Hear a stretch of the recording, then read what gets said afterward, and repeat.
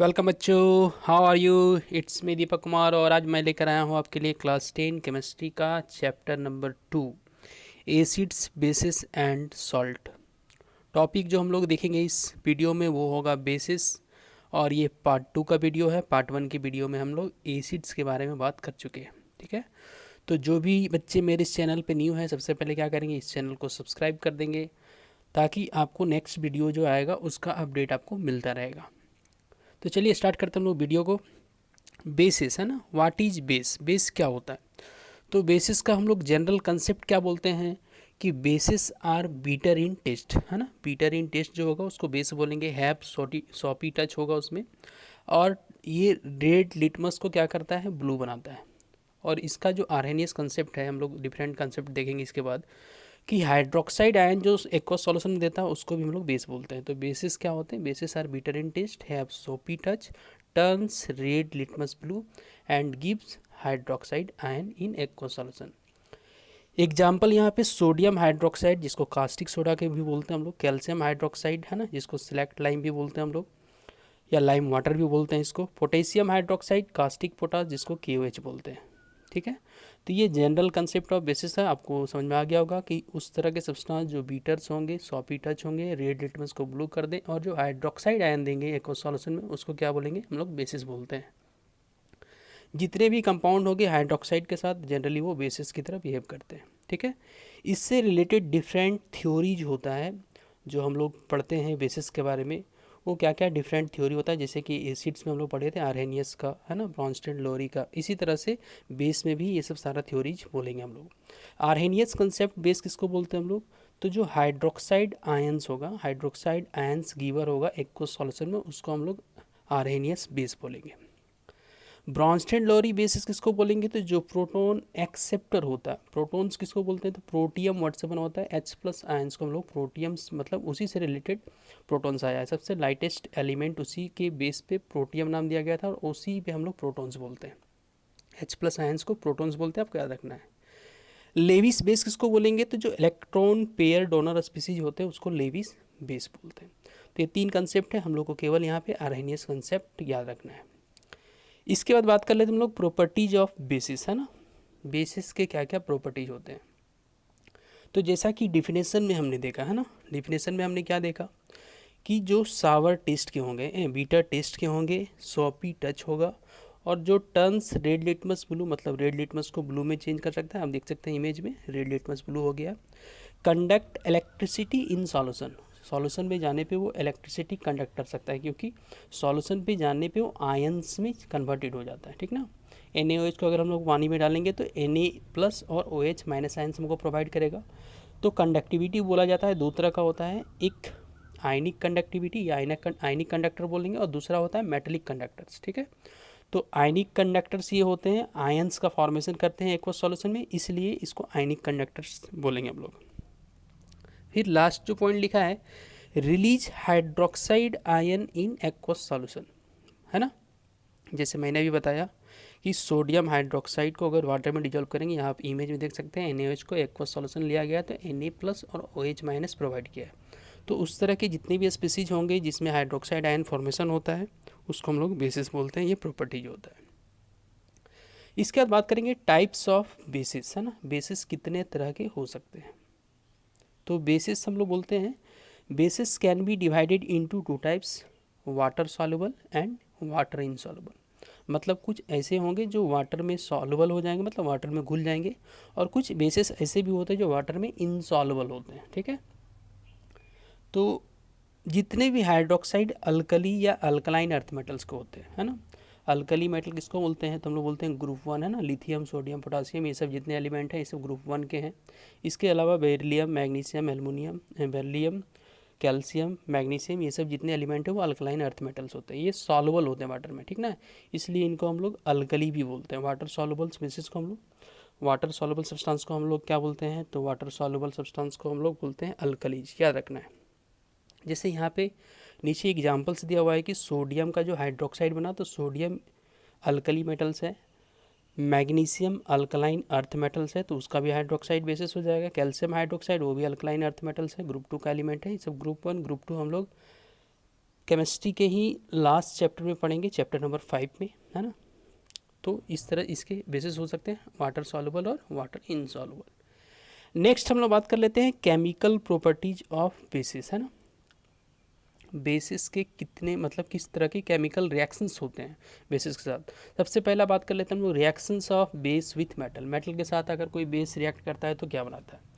तो जब भी अल्कली मेटल्स, है ना, when alkali react with metals it produces salt and hydrogen gas. इसका आपको रिएक्शंस याद रखना है, स्केलेटल इक्वेशन याद रखना है। अल्कली प्लस मेटल क्या बनाएगा, तो सॉल्ट बनाता है और हाइड्रोजन बनाता है, ठीक है, हाइड्रोजन गैस बनाता है। तो ये भी हाइड्रोजन गैस बनता है। हम लोग एसिड में भी देखे थे, याद होगा, तो उसका हम लोग टेस्ट भी किए थे उस समय।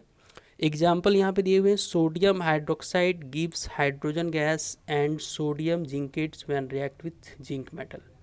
सोडियम हाइड्रोक्साइड जो कि एक अच्छा बेस माना जाता है, सॉल्युबल बेस माना जाता है, स्ट्रॉन्ग बेस माना जाता है। जब इसका रिएक्शन जिंक मेटल के साथ करते हैं तो सोडियम जिंकेट बनता है। बहुत इंपॉर्टेंट रिएक्शन है, इसको जरूर बच्चे याद कर लेंगे। Na2ZnO2 अब प्लस कौन सा गैस बन रहा है, हाइड्रोजन गैस। सोडियम एल्यूमिनेट और हाइड्रोजन गैस का फॉर्मेशन कब होता है, जब सोडियम हाइड्रोक्साइड को हम लोग क्या करते हैं, एल्युमिनियम के साथ रिएक्ट करते हैं, ठीक है। एल्युमिनियम जब सोडियम हाइड्रोक्साइड के साथ एक्वस सॉल्यूशन में रिएक्ट करता है तो सोडियम एल्यूमिनेट बनता है। सोडियम एल्यूमिनेट का आपका नीचे स्ट्रक्चर बना के दिया गया है किस तरह से, Na+ है, एल्युमिनियम ऑक्सीजन के साथ डबल बॉन्डेड है, एल्युमिनियम पे -चार्ज और सोडियम +चार्ज। ये वाइट कलर का होता है, उसके साइड में मैंने इमेज ही बना के उसका दिखाया हुआ है।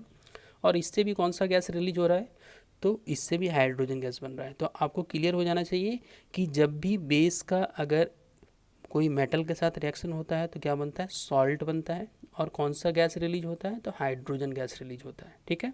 ये आपको याद हो गया होगा।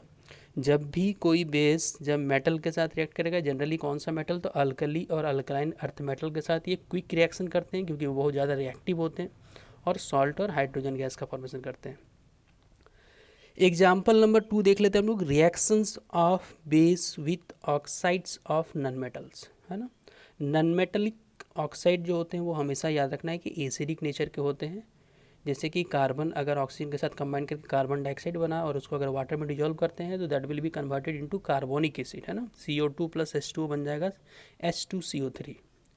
तो याद रखना है कि नॉन मेटलिक ऑक्साइड किस तरह के नेचर होते हैं, एसिडिक नेचर के होते हैं। ऊपर वाला जो यहाँ पे टेस्ट ट्यूब में दिखाया गया है वो नाइट्रोजन का ऑक्साइड्स है और नीचे जो दिखाया गया है वो सल्फर का ऑक्साइड है। ये वाटर में उसका रिएक्शंस को दिखाया गया है। तो जब भी when a base react with non metallic oxide both neutralize each other resulting respective salt and water. ये न्यूट्रलाइजेशन रिएक्शंस का एक तरह का टाइप हो गया, हम लोग पढ़ेंगे इसके बारे में। आपको याद रखना है कि मेटल का ऑक्साइड कैसा होता है, बेसिक नेचर का। नॉन मेटल के ऑक्साइड कैसा नेचर का होगा, एसिडिक नेचर का। क्लियर है, मेटल के ऑक्साइड बेसिक, नॉन मेटल का ऑक्साइड एसिडिक, ठीक है। तो बेस का जब रिएक्शन नॉन मेटल ऑक्साइड के साथ होगा तो न्यूट्रलाइज कर देगा। इसका एग्जांपल दूसरा यहाँ पे भी दिखाया गया है, when sodium hydroxide react with carbon dioxides it will form sodium carbonate and water, है ना। तो यहाँ पे हम लोग देख रहे हैं सॉल्ट बना प्लस वाटर का फॉर्मेशन हुआ। एसिड बेस रिएक्शन में भी यही चीज़ होता है, सॉल्ट प्लस वाटर का फॉर्मेशन होता है। उसके नीचे भी एग्जाम्पल जो दिया गया है, कैल्शियम हाइड्रोक्साइड का रिएक्शन करवाया गया है कार्बन डाइऑक्साइड के साथ, तो कैल्शियम कार्बोनेट का फॉर्मेशन हुआ और वाटर का फॉर्मेशन हुआ। तो ये दो एग्जाम्पल्स याद रखने हैं कि जैसे कि हम लोग बोले क्या कि बेस का जब रिएक्शन नॉन मेटल ऑक्साइड के साथ होगा तो क्या बनेगा, तो इन शॉर्ट आपको बोलना है it will provide salt and water, ठीक है, सॉल्ट एंड वाटर। उसके बाद हम लोग नेक्स्ट देख लेते हैं न्यूट्रलाइजेशन रिएक्शन। इसके पीछे जस्ट बात की न्यूट्रलाइजेशन रिएक्शन में क्या होता है, तो न्यूट्रलाइजेशन रिएक्शन उस तरह का रिएक्शंस होता है जिसमें एसिड किससे रिएक्ट करते हैं, बेसिस से रिएक्ट करते हैं और क्या होते हैं, न्यूट्रलाइज कर देते हैं, मतलब उसके इफेक्ट को रिड्यूस कर देता है वो। जैसे हम लोग जब ज़्यादा एक्सेस फूड ले लेते हैं तो हम लोग में क्या होता है, तो एसिडिक नेचर बढ़ जाता है, एसिडिटी बढ़ जाता है। तो हम लोग ऊपर से क्या लेते हैं, हम लोग कुछ इस तरह के ड्रग्स लगते हैं जो उसको न्यूट्रलाइज कर देते हैं। तो वहाँ पे न्यूट्रलाइजेशन रिएक्शंस होता है। आपको याद रखना है एसिड प्लस बेस जब भी मिलेंगे तो क्या बनाएंगे, ये सॉल्ट प्लस वाटर का फॉर्मेशन करेंगे, ठीक है। Acid base reactions acid base reactions को हम लोग न्यूट्रलाइजेशन रिएक्शंस बोल सकते हैं। और न्यूट्रलाइजेशन रिएक्शंस में क्या होता है, तो एसिडिक या बेसिक इफेक्ट क्या होते हैं, न्यूट्रलाइज हो जाते हैं, ठीक है। तो इसका एग्जाम्पल हम लोग बोल सकते हैं कि जैसे स्ट्रॉन्ग बेस ले लिए हम लोग NaOH, है ना, और HCl ले लेंगे तो NaCl बन जाएगा और वाटर का फॉर्मेशन हो जाएगा। तो HCl यहाँ पे क्या है, HCl एक स्ट्रॉन्ग एसिड है, NaOH क्या है, एक स्ट्रॉन्ग बेस है। तो स्ट्रॉन्ग एसिड स्ट्रॉन्ग बेस के साथ आपस में कंबाइन किया है, तो इसका सॉल्ट का जो बनेगा, हम लोग pH बात करेंगे 7 के आसपास आएगा। ये जो होगा न्यूट्रल सॉल्ट बनेगा, ये ना तो एसिडिक होगा ना बेसिक होगा, ठीक है। लेकिन सॉल्ट कैसा होगा, स्ट्रॉन्ग हम लोग बोल सकते हैं, स्ट्रॉन्ग एसिड स्ट्रॉन्ग बेस के साथ कंबाइन कर रहा है। नीचे in a similar way calcium chloride is formed with water along when hydrochloric acid react with calcium hydroxide.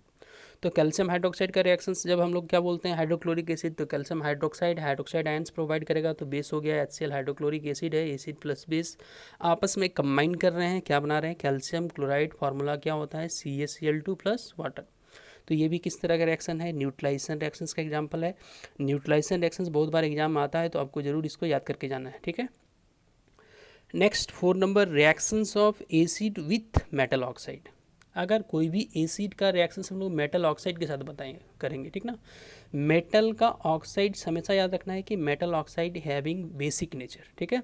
Metal oxides are basic in nature, therefore when an acid react with a metal oxide they neutralize each other in this reaction।